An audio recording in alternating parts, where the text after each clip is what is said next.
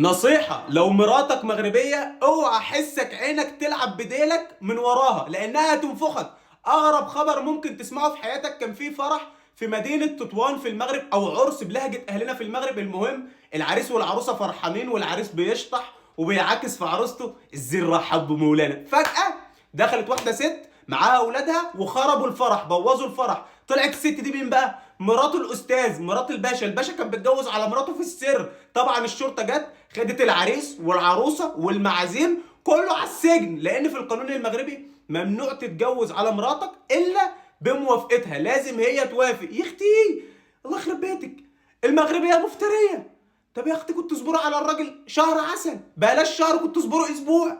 الراجل ما لحقش يمسك ايد عروسته يا عيني، يا عيني طلع من القاعه على السجن يبوس بقى في حيطان السجن.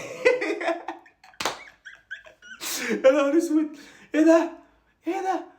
الله لا يحطنا في موقف زي ده. طب كنت خلي الراجل يومين حتى يحلل فلوسه. طبعا انا مستحيل افكر ان انا اتجوز عليك، يعني انا بقول بس الخبر. انت عمري انا حتى ببصش لغيرك.